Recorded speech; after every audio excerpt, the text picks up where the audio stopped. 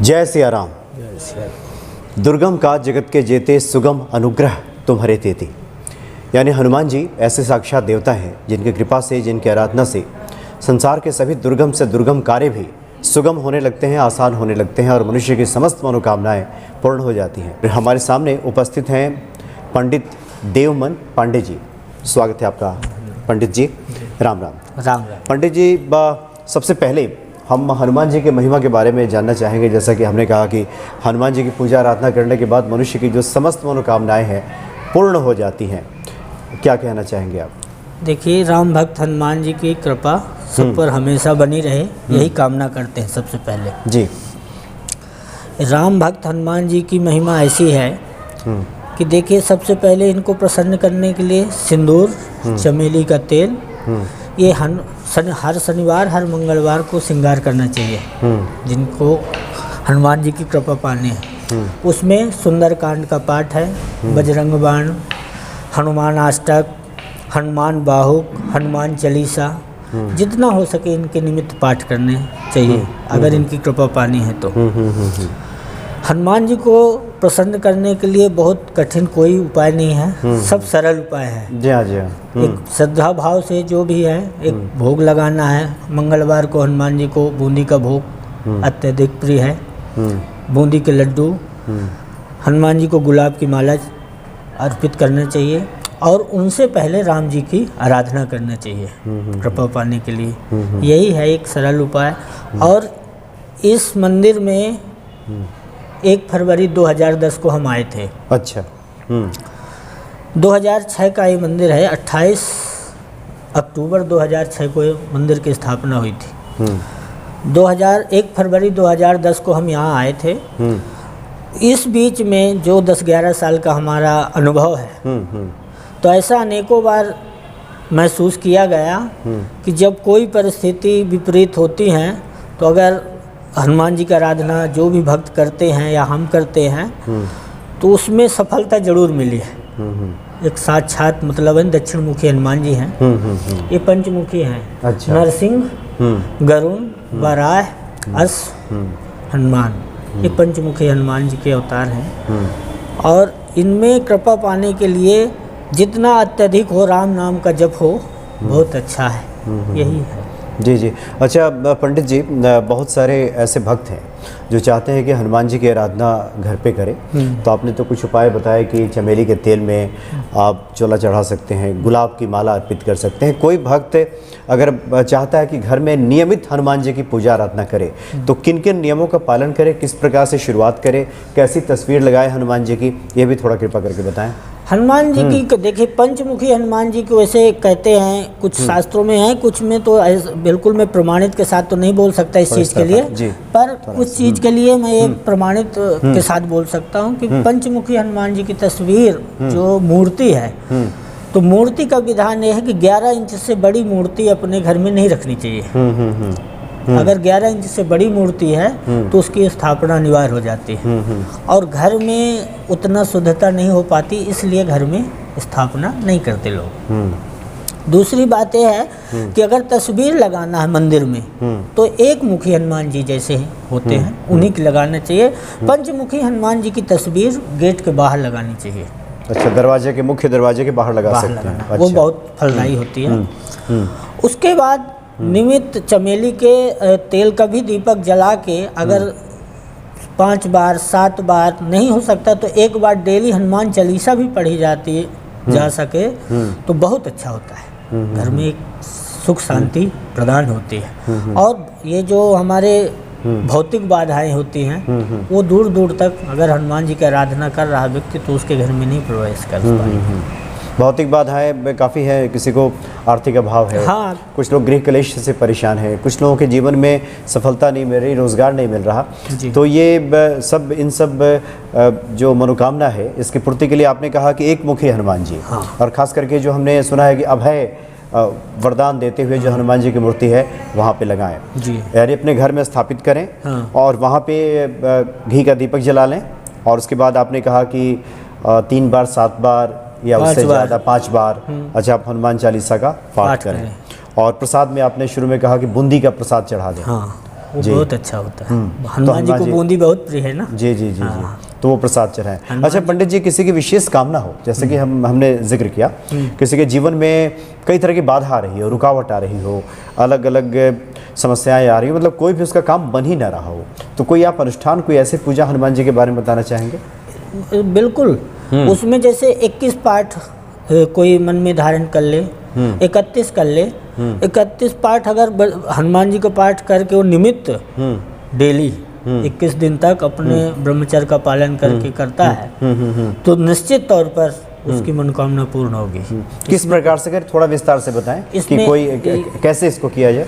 जैसे अपना पंचोपचार पूजन करके धूप दीप रोली चावल से उनका टीका अक्षत करके घर में अपना, अगर घर में वो करना चाहते, मंदिर में तो स्थापना होती तो मंदिर में कोई अलग से पूजा करने का वो नहीं होता, एक माला और प्रसाद लेके आए, अपना चढ़ा के अपना पाठ करना चालू कर देते। घर में ये है कि धूप दीप जलाएं, एक उनका पंचोपचार पूजन करके, और फिर अगर निमित्त एक समय निश्चित कर दिया जाए कि हम इतने समय ही करेंगे पाठ, और अगर वही नियम में वो 21 दिन कर देंगे तो 101% ये है कि निश्चित ही उसकी मनोकामना पूर्ण। पंडित जी, उन भक्तों के लिए जो नहीं जानते पंचोपचार में क्या क्या क्या सामग्री होती है, उनके लिए थोड़ा 5 सामग्रियाँ कौन कौन सी होंगी? देखिए वैसे तो खोड़स उपचार होता है पूजन, अगर पूरी विधान से होता है, पर पंचोपचार का मतलब जैसे जल का छींटा लगा दिए और अपना रोली टीका कर दिए, धूप दीप जला के और फूल माला प्रसाद रख के अपना, मतलब ये 5 प्रकार की पूजा हो गई। तो ये पूजन करने के बाद उसके बाद जो आपके अभिष्ट है, जो मनोकामना है, वो हनुमान जी के सामने अपना एक संकल्पित मन में कि इस कामना से हम कर रहे हैं, मतलब जल या फूल ले लें। अच्छा, एक चावल फूल और जल लेके कुछ द्रव्य रख के अपना संकल्प ले लें, और जो जब पाठ करने डेली बैठे तब भी वही संकल्प बोले कि हम इस निमित्त बैठे, और एक समय निर्धारित हो जाए, और पाठ यदि 21 दिन तक वो कर दें, 31 दिन तक, तो निश्चित ही, यानी 21 से 31 वो संकल्पित होकर के वो पाठ करें, और थोड़ा सा एक ब्रह्मचर्य का पालन भी, जो कि बहुत ही अनिवार्य शर्त है हनुमान जी की पूजा के लिए। अपना प्याज लहसुन इन चीज से थोड़ा सा दूरी बनाए, मतलब सात्विक और शुद्धता का पूरा ख्याल रखें। अच्छा, तो 31 से 21 दिन में अभिष्ट पूरा होगा। अच्छा, बहुत से लोग जानना चाहते हैं कि जिस दिन हमारी पूर्णाहुति हो, जिस दिन हमारा ये पाठ का समापन हो रहा हो, उस दिन कुछ विशेष इनको देखे, एक लाल फल का जैसे वो है तो अनार ज़्यादा लोग करते हैं, तो अनार का भोग लगा के और अपना लड्डू प्रसाद अपना बांटें। कम से कम ऐसा है कि जैसे 11-21 ऐसे लोगों को प्रसाद गरीबों को बट जाए। जिस दिन पूर्ण आहुति करें उस दिन इतना तो करना ही चाहिए कि लाल से लाल चीज़ मतलब जोड़ दें, थोड़ा सा हलवा बना दें। हलवा का भी भोग हनुमान जी को प्रिय है, केला का प्रसाद है, कई चीज़ें हैं। मतलब गुड़ का हलवा बना दें तो बहुत अच्छा होता है, लालिमा लिए हुए होगा। लालिमा हो जाए, कुल मिला के लाल चीज़ उनको ज़्यादा प्रिय है। इस सिंदूर की जो एक महिमा है, तो जो शास्त्रों में कई जगह वर्णन है, तो बताते हैं कि सीता जी को हनुमान जी ने पहले सिंदूर चढ़ाते देख लिया था। तो उन्होंने पूछा कि माता ये आप सिंदूर क्यों लगा रही? तो बोले कि ये आपके राम जी के आयु को बढ़ाने के लिए खुश होते हैं उसको देख के। तब से इन्होंने पूरे शरीर में बोले कि अगर इतना चढ़ाने से इतनी लंबी खुशी हो रही है तो मैं तो पूरे शरीर में ही लगा लूँगा। तब से इनका ये है। तो देसी घी से या कि चमेली के तेल से, जनरली चमेली के तेल से चढ़ाते हैं। अपनी कोई मनोकामना है तो वो देसी घी से चढ़ाना चाहिए। जी जी। तो सिंदूर और देसी घी में कलेपन करा के पूरा। अच्छा पंडित जी, हम लोग पंचमुखी हनुमान जी के सामने खड़े हैं जी। पंचमुखी हनुमान जी के कुछ पूजा का विशेष प्रावधान है क्या, या कुछ विशेष कामना से पंचमुखी हनुमान जी की पूजा की जाती है क्या? ये देखिए अवतार हनुमान जी के ही हैं। ये नरसिंह हैं, वाराह हैं, वत्स हैं, हनुमान जी हैं, ये पंचमुखी इन्हीं के नाम हैं। जब ये कहते हैं अहिरावण जी, अहिरावण जो राक्षस थे तो ले गए थे जब राम और लक्ष्मण को पताल में, तब इन्होंने वो 5 दिशा में कहते दिए को बुझाने दिए जलाए थे। तो 5 दिशा को ये एक साथ युद्ध में ये था शर्त कि जब एक साथ बुतेगी तभी आप विजय पा सकते हैं। तो उन्होंने तब पंचमुख धारण किए थे हनुमान जी ने, पंचमुखी तभी से उन्होंने धारण किए कि एक साथ फूंक मारना तो 5 तरफ तो एक साथ जाएगी नहीं, तो 5 मुख तब वो धारण किए थे, तभी वो छुड़ा के लाए थे। जी जी। पंडित जी, एक आखिरी सवाल आपसे ले लेते हैं, चूँकि भक्तों के मन में आस्था और विश्वास को बढ़ाने के लिए अगर कोई हनुमान जी से जुड़ा आपका अपना अनुभव हो जो आप शेयर करना चाहें, बताना चाहें, जिसमें आपने ये देखा हो कि हनुमान जी की साक्षात कृपा आपने महसूस की। देखिए, मैं अपनी व्यक्तिगत बात बता देता हूँ। मैं कभी भी किसी मंदिर में, यहाँ मंदिर में हूँ, मैं कभी हाथ जोड़ता हूँ तो भगवान से कभी कुछ मांगता नहीं। अपने स्वभाव में नहीं है, या कोई कुछ भी उसको अगला आदमी किस हिसाब से मेरे बारे में सोच ले वो मैं नहीं जानता। मैं कहीं भी जाता हूँ तो मैं भगवान के आगे जाके कुछ मांगता नहीं।